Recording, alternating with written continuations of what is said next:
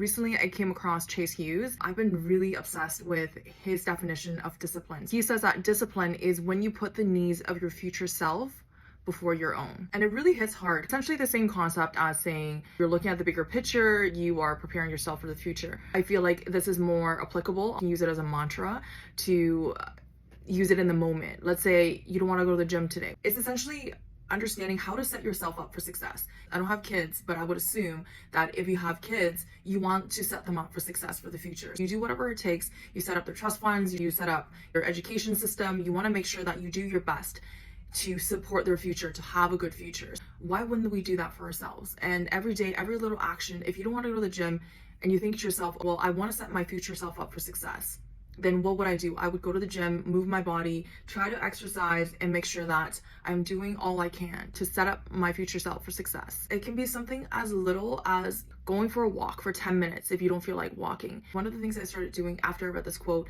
is I started picking out little things that I wasn't doing to set my future self up for success. And one of the things, it sounds really silly, is untying my shoelaces. Every time I go to the gym and when I come home, I just slip my shoes off, and so I don't untie the shoelaces. So the next day when I, of course, go put on my shoes, I have to untie the shoelaces and then retie the shoelaces. Even little things like that, you start to build and it becomes a habit. As you know, your habits will carry you basically for the rest of your life. It will make or break you. Habits are so important. If you start putting your future self before your own needs right now, which is more immediate gratification, it's gonna take you so much further. It's gonna help you build habits. It's gonna help you make better decisions. It's gonna make your life so much easier in the long run. It doesn't have to be anything big. Start with something small, like untying your shoelaces after you come back home from the gym, putting your clothes away, or having your calendar set up for the next day. Take a look at your life right now and see what can you do. Start from the smallest things to make the you tomorrow, 2 days from now, a week from now, a year from now, have